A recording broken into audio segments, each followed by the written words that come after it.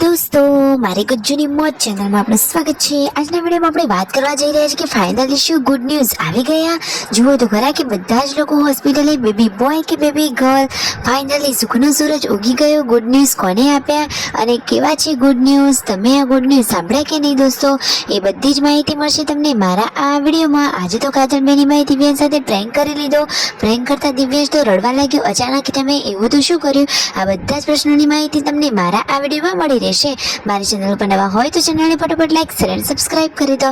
Full video in life of Thakor channel દોસ્તો ફૂલ વિડીયોની link ડિસ્ક્રિપ્શનમાં મૂકેલી છે, ત્યાં જઈ તમે આખો વિડીયો વોચ કરી શકો છો। આવી ટૂંકી ટચુકડી લાઈવ લેટેસ્ટ ટ્રેન્ડિંગ માહિતી મેળવવા કરી દો મારી ચેનલને ફટાફટ સબસ્ક્રાઇબ। તો ચાલો દોસ્તો વધારે રાહ ન જોતા આપણે વિડીયોની શરૂઆત કરી દઈએ છીએ।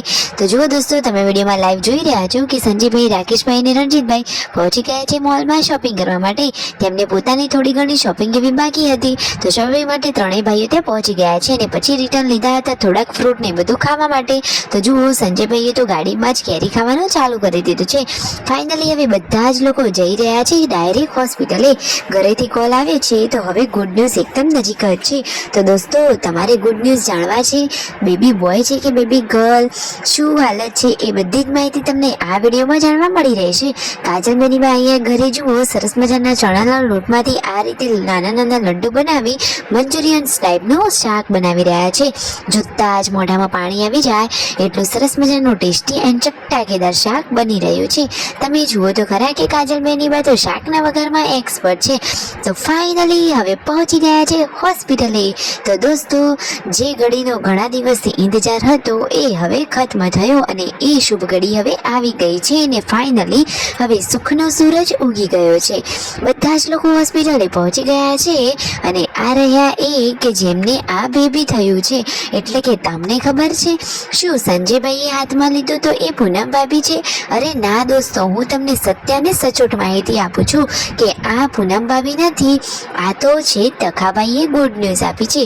તખાભાઈ અને તેમના આ વાઈફ એટલે કે ભાભી એ બંને તરફથી મળી રહી છે ખુશખબરી। તો બધા લોકો આ ખુશખબરી સાંભળીને પહોંચી ગયા છે હોસ્પિટલે। તો આ ખુશખબરી તો તખાભાઈ તરફથી હતી। તો જુઓ, ફાઇનલી બધા જ લોકો અહીંયા હોસ્પિટલે પહોંચી બેબીને રમાડી રહ્યા છે અને તખાભાઈને ઘણું બધું કોંગ્રેચ્યુલેશન્સ કહ્યું। તો દોસ્તો, તખાભાઈને આ બેબી બોય છે કે બેબી ગર્લ? તો ઓલરેડી તખાભાઈને પહેલા બેબી બોય તો હતો જ અને હવે એમના ઘરે લક્ષ્મી રૂપી દીકરીનો જન્મ થઈ ગયો છે। તમે વિડીયોમાં જુઓ કે આ રહી એ લાડકવાઈ લક્ષ્મી રૂપી દીકરી। સંજયભાઈએ તેને હાથમાં લઈ લીધી છે।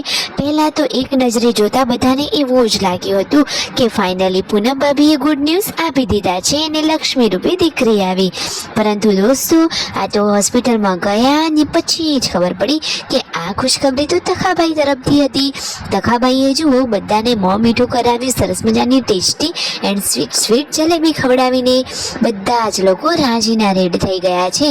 જેન્સુએ પણ તખાભાઈને આ જલેબી ખવડાવી અને શિલ્પા ભાભીએ પણ જલેબી ખાઈને મોં મીઠું કર્યું। તમે જુઓ તો ખરા વિડીયોમાં કે બધા જ લોકો હોસ્પિટલમાં અહીંયા ભેગા થયા છે અને ત્યાં હવે તખાભાઈ કહે છે કે હવે જમીને જાઓ, પરંતુ સંજયભાઈ, રણજીતભાઈ કહે છે કે ના, અમે તો બહાર જમી લઈશું અથવા તો ઘરે જઈને જમીશું, તમે ભાભીનું ધ્યાન રાખજો અને બેબી ગર્લનું પણ ધ્યાન રાખજો।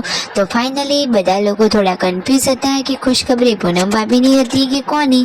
તો દોસ્તો, તમને આ વિડીયોમાં સત્ય અને સચોટ માહિતી જણાવી દેવામાં આવી છે કે આ ખુશખબરી પૂનમ ભાભી અને સંજયભાઈ તરફની નહોતી, આ તો તખાભાઈની ખુશખબરી હતી। તખાભાઈ તો એમના ઘરના ભાણાભાઈ છે, તો એમના ઘરે હતી ખુશખબરી। તો એટલા માટે બધા લોકો હોસ્પિટલે ગયા હતા।